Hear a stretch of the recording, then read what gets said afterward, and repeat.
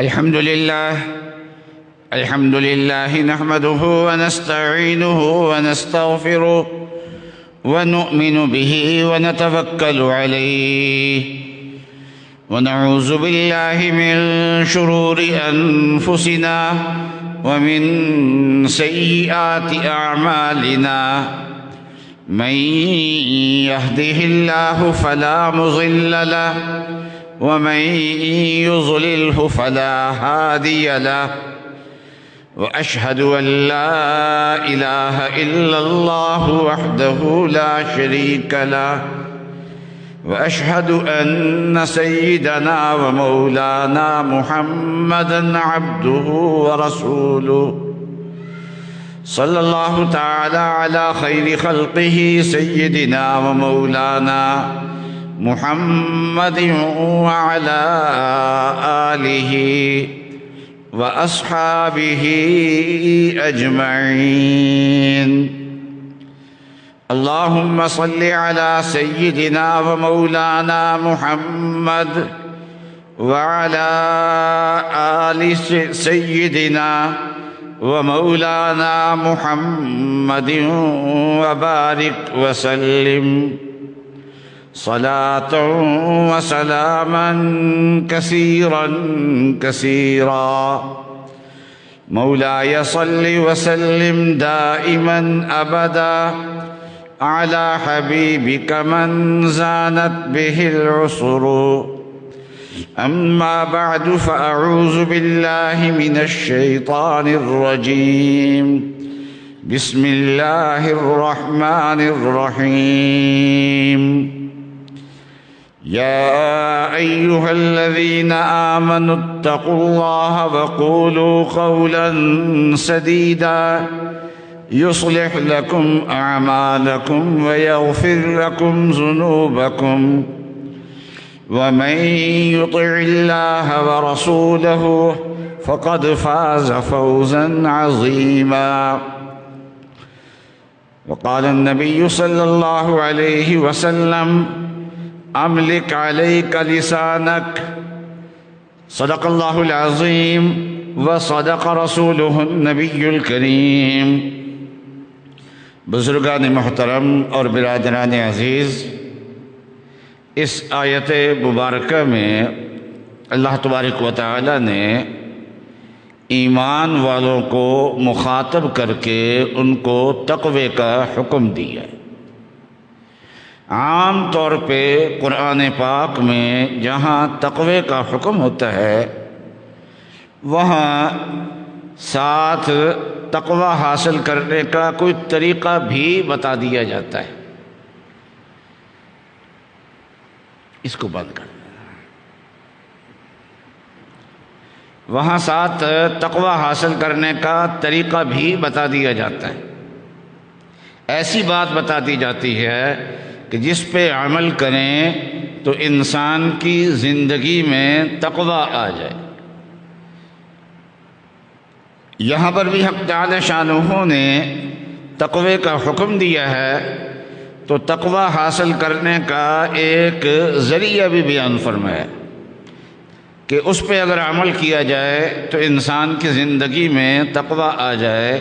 وہ کون سی چیز ہے؟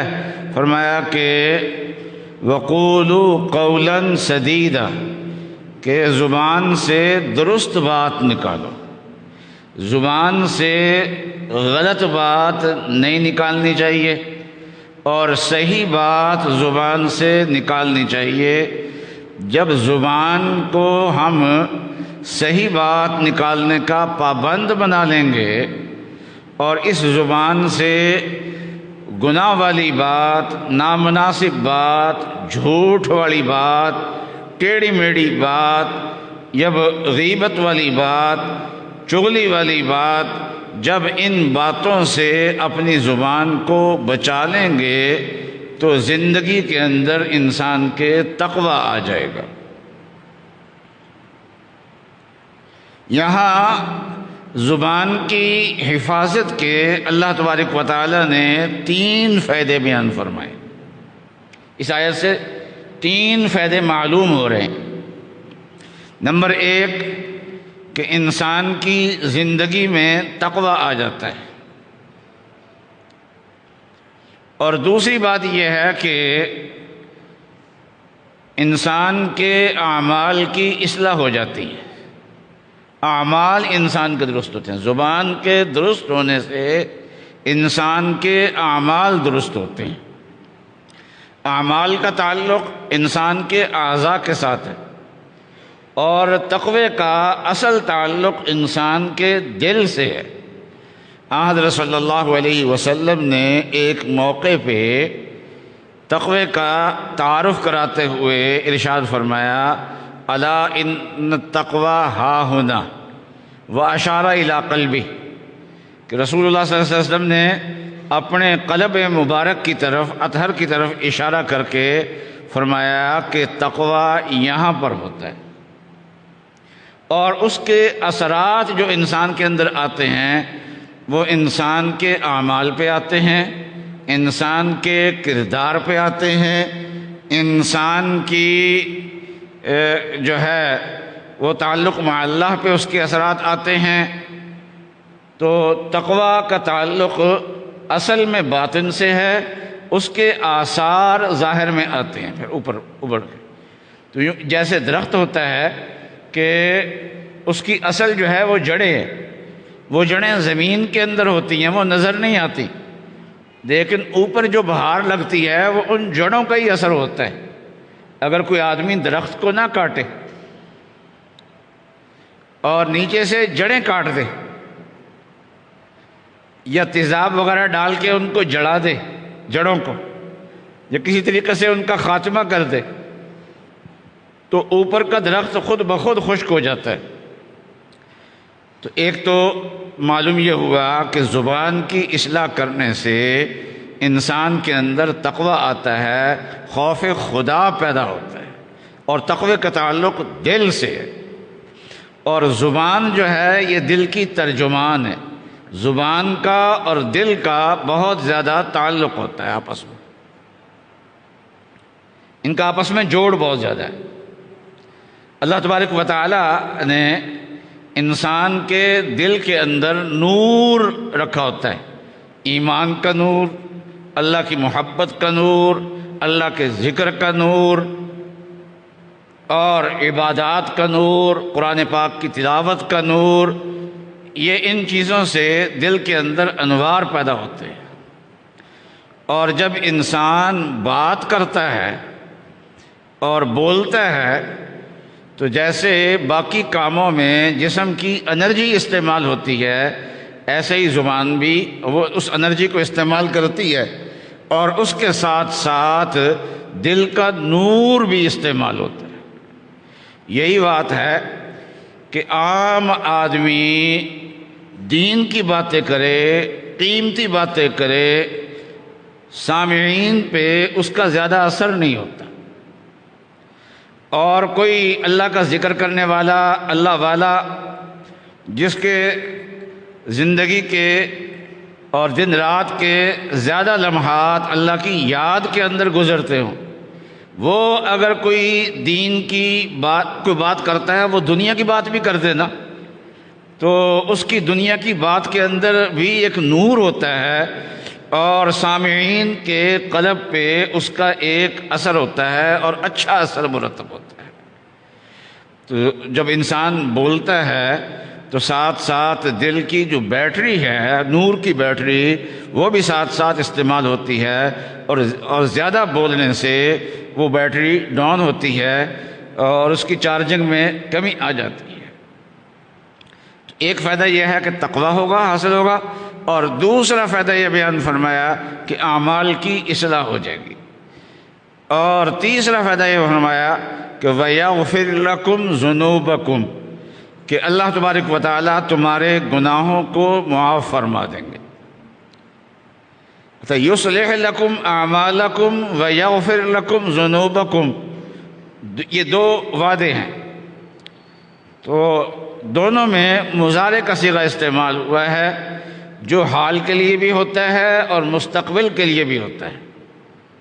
تو مطلب یہ ہے کہ زبان کا اگر درست استعمال ہو تو پھر فی الحال بھی اصلاح اعمال کی توفیق ملتی ہے اور فی الحال اس کے گناہ معاف ہوتے ہیں، اور اس کے اثرات مستقبل میں بھی پڑتے ہیں، یعنی اس کی اصلاح ہوتی رہتی ہے اور اس کے گناہ معاف ہوتے رہتے ہیں، اللہ تعالیٰ توبہ کی توفیق عطا فرماتے رہتے ہیں، اور اس طریقے سے اس کے گناہ جو ہیں وہ معاف ہوتے رہتے ہیں۔ تو یوں کہہ لیجئے کہ زبان کی اصلاح انسان کر لے تو بہت سارے گناہوں سے انسان بچ جاتا ہے، اور بہت سارے گناہوں سے انسان کی اصلاح ہو جاتی ہے، بہت ساری برائیاں اس سے چھوٹ جاتی ہیں، ایک زبان کو انسان درست کر لے تو۔ اس آیت کا اگر سیاق دیکھا جائے، یہ سورہ احزاب کی آیت ہے، اس کا اگر سیاق دیکھا جائے، سباق دیکھا جائے، تو اس آیت سے پہلے 3 عظیم گناہوں کا تذکرہ ہے، اور اس کے بعد پھر یہ آیت نازل ہوئی ہے کہ وَقُولُوا قَوْلًا سدیدہ، تقوی کا حکم اور درست بات کرنے کا حکم دیا اللہ تبارک و تعالیٰ نے۔ تو اس سے پچھلی آیات کو ملا کے یہ پتہ چلتا ہے کہ اگر انسان زبان کی احتیاط نہیں کرتا، زبان کے استعمال کی نگرانی نہیں کرتا، زبان کو گناہوں سے بچاتا نہیں ہے، زبان سے جھوٹی بات چھوڑتا نہیں ہے، اور زبان کو بے لگام چھوڑ دیتا ہے، تو پھر انسان سے بڑے بڑے گناہ صادر ہو سکتے ہیں، چھوٹے نہیں، بڑے بڑے گناہ صادر ہو سکتے ہیں۔ چنانچہ جن گناہوں کا اس آیت سے پچھلے آیات میں تذکرہ ہے، ان میں سے ایک گناہ ہے، نعوذ باللہ، بہت خطرناک گناہ ہے، وہ ہے رسول اللہ صلی اللہ علیہ وسلم کی شان میں بے ادبی، اللہ کی شان میں بے ادبی، رسول اللہ صلی اللہ علیہ وسلم کی شان میں بے ادبی۔ چنانچہ فرمایا ان الذین یؤذون اللہ ورسولہ لعنہم اللہ فی الدنیا والآخرہ، کہ جو اللہ اور اللہ کے رسول کو ایذا پہنچاتے ہیں تو اللہ تبارک و تعالیٰ ان پہ لعنت فرمائی ہے دنیا اور آخرت میں، اور اللہ تعالیٰ نے ان کے لیے دردناک عذاب تیار کیا ہے۔ تو بہت سے لوگ ایسے ہیں جو اللہ کی شان میں بے ادبی کر جاتے ہیں، اور بہت سارے لوگ ایسے ہیں جو نبی اقدس صلی اللہ علیہ وسلم کی شان میں بے ادبی کر جاتے ہیں، اور اس کے بعد حق تعالی شانہ نے فرمایا کہ مومنوں کو بھی ستاتے ہیں، صرف اللہ اور اللہ کے رسول کو ایذا نہیں پہنچاتے ہیں بلکہ مومنوں کو بھی ستاتے ہیں، اور ان کی طرف ایسے گناہوں کی نسبت کرتے ہیں، بہتان باندھتے ہیں کہ جو گناہ انہوں نے کیے ہی نہیں، نا کردہ گناہوں کی نسبت ان کی طرف کرتے ہیں۔ تو فَقَدْ احْتَمَلُوا بُهْتَانًا وَإِثْمًا مُبِينًا، یہ کھلم کھلا گناہ ہے۔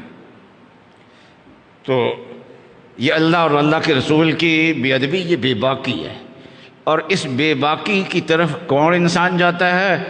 جو اپنی زبان کو بے لگام چھوڑ دیتا ہے۔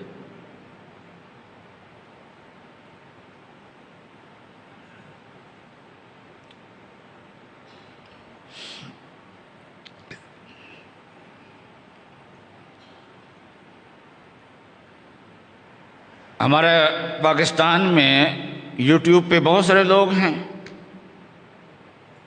ایک یوٹیوبر ہے، وہ یوٹیوب پہ بیٹھ کے بس اس کی کل دولت کیا ہے جی؟ ایک کمرہ اور ایک کیمرہ، بس اس میں بیٹھ کے دنیا کو وہ دین کا درس دیتے ہیں، لیکن حقیقت میں وہ دین کی جڑیں کاٹتا ہے۔ پہلے اس نے یہ کام شروع کیا کہ اس زمانے میں موجود جو علماء کرام ہیں ان کے خلاف اس نے بولنا شروع کیا۔ یاد رکھیے مسلمان کی جو غیبت ہوتی ہے نا، اس کو حق تعالی شانہ نے قرآن پاک نے کہا ہے کہ یہ اس کا گوشت کھانے کی طرح ہے، مردہ بھائی کا گوشت کھانے کی طرح ہے۔ اور اگر غیبت علماء کی جائے تو وہ اس سے زیادہ سنگین ہے۔ فرمایا کہ لحوم العلماء مسمومہ، کہ علماء کے جو گوشت ہوتے ہیں نا یہ زہر والے ہوتے ہیں۔ جو آدمی ان کی غیبت کرتا ہے وہ صرف گوشت نہیں کھاتا بلکہ زہریلا گوشت کھاتا ہے، زہر والا گوشت کھاتا ہے، اس کی تباہی کا سامان جلد ہو جاتا ہے۔ جب وہ کہتا ہے کہ تم دجال کی بات کرتے ہو، وہ بڑے دجال کی، ان سے بڑے دجال وہ لوگ ہیں جو اس وقت ممبروں پہ بیٹھے ہوئے۔ اب آپ بتائیے کہ ممبروں پہ جو لوگ بیٹھے ہوئے ہیں کیا وہ دجال کی ترجمانی کر رہے ہیں یا قرآن بتا رہے ہیں یا نبی اقدس صلی اللہ علیہ وسلم کے ارشادات بتا رہے ہیں؟ تو ممبر جو ہے یہ تو رسول اللہ صلی اللہ علیہ وسلم کی وراثت ہے۔ اوے اللہ کے بندے، تجھے کمرہ ملا، کیمرہ ملا، ممبر نہیں ملا تجھے۔ اب جن کو مل گیا ہے اس پہ حسد کرتا ہے اور ان کو دجال کہتا ہے، اور کہتا ہے کہ وہ جو بڑا دجال آ رہا ہے نا یہ لوگ ان سے بھی بڑے دجال ہیں۔ ایک ہوتا ہے نا کسی آدمی کو مختص کر کے کہ اس کا کردار یہ ہے، وہ باتیں غلط کرتا ہے اور اس کی باتیں دجال والی باتیں ہیں، یہ اگر کہے تو پھر تو یہ کہہ سکتے ہیں کہ بھئی بات اس کی صحیح ہو سکتی ہے، لیکن یہ ہے کہ یہ کہے کہ جتنے ممبروں پہ لوگ بیٹھے ہوئے ہیں سارے کے سارے دجال ہیں۔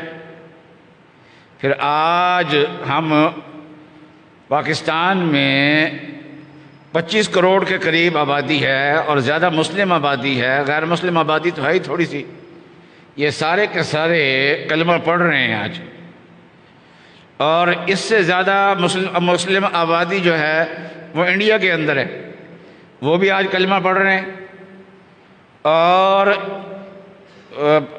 اور ایک بڑی آبادی جو ہے وہ بنگلہ دیش میں ہے، وہ کلمہ پڑھ رہے ہیں۔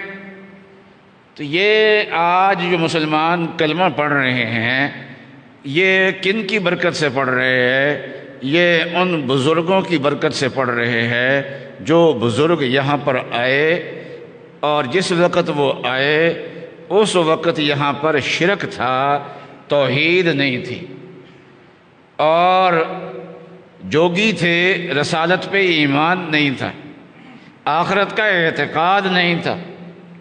وہ آئے اور انہوں نے آ کے توحید کی شمع جلائی، اور صرف خواجہ معین الدین اجمیری رحمۃ اللہ علیہ کے بارے میں آتا ہے کہ جب آئے تھے تو اس وقت ایک مسلمان نہیں تھا ان کے سامنے، اور جب ان کا جنازہ اٹھا تو 90 لاکھ آدمی مسلمان کے ہاتھ پہ ہو چکے تھے۔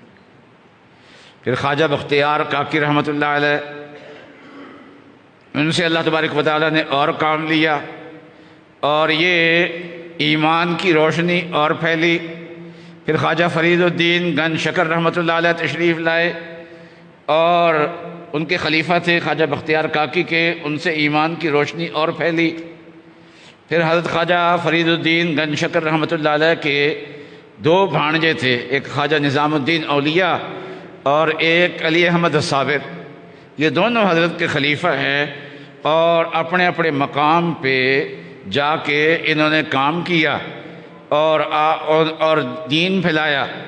اور یہ سارے بزرگ وہ ہیں کہ ہمارے شجرہ کے اندر وہ آتے، یعنی جن کے ذریعے سے ہم نے دین حاصل کیا ہے، تو وہ ایک سلسلہ ہے، جیسے ماں باپ کا ایک سلسلہ ہوتا ہے، شجرہ ہوتا ہے، اس طریقے سے ایک شجرہ ہے، تو اس شجرے کے اندر یہ لوگ آتے ہیں۔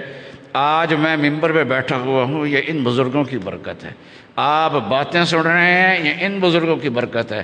وہ یوٹیوبر کیا کرتا تھا کہ وہ ان کو دجال کہتا ہے، چشتی دجال۔ اور حضرت تھانوی رحمۃ اللہ علیہ، مولانا اشرف علی تھانوی رحمۃ اللہ علیہ، تھانوی دجال، اب علماء سے نکل کے ان بزرگوں تک پہنچ گئے اور کہتا ہے میں نے ان بزرگوں کو مار دیا ہے، ان کو قتل کر دیا۔ نہ نہ نہ نہ، یہ نہیں مرتے، جن کو اللہ زندہ رکھے وہ نہیں مرتے۔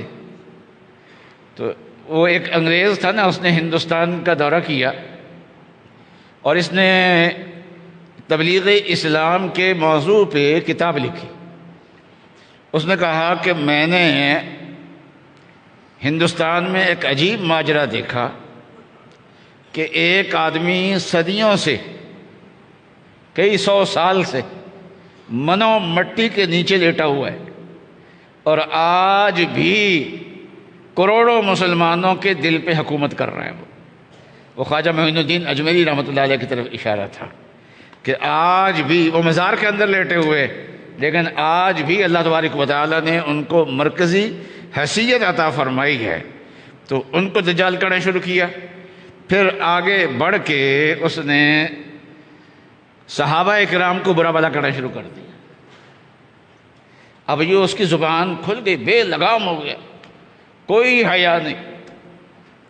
وہ کہتے ہیں نا اذا فاتک الحیا فصنع ما شئت، جب تجھ سے حیا ختم ہو جائے تو پھر تو جو چاہے کر۔ تو جب انسان کی زبان بے لگام ہوتی ہے وہ اصل میں بے حیا ہو چکا ہوتا ہے، اور جب بے حیا ہو جاتا ہے، زبان بے لگام ہوتی ہے، پھر اس کی زبان سے بڑا گناہ بھی ہو سکتا ہے۔ تو چلا تھا برا بھلا کہنے کے علماء اکرام کو، وقت کے علماء اکرام کو، اور کہتا تھا میں نے ان سارے فرقوں کی دکانیں بند کر دی ہیں، اور ان کو برا بھلا کہا۔ پھر اس سے آگے نکل کے اولیاء اللہ کو برا بھلا کہا، پھر اس سے آگے نکل کے صحابہ اکرام کو، جن کی شانیں اللہ تعالیٰ بیان فرمائیں، جن کے ظاہر اور باطن کی صفائی اللہ بیان فرمائیں، ان پہ تانا شروع کر دیا۔ پھر خلفائے راشدین پہ تانا شروع کر دیا، حضرت عثمان رضی اللہ تعالیٰ عنہ پہ تانے شروع کر دیے، اور پھر آگے بڑھا تو نعوذ باللہ وہی لفظ جو اوروں کے لیے بولتا تھا وہ عیسائیوں کا بہانہ کر کے سرکار دو عالم صلی اللہ علیہ وسلم کے لیے بول دی۔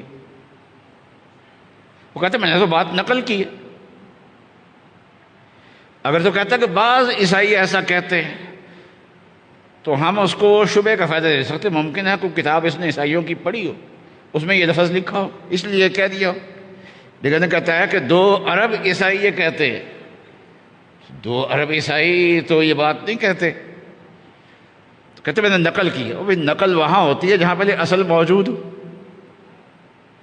اور جب پہلے سے موجود ہی کوئی چیز نہیں ہے تو وہ نقل کیسے ہو گئی؟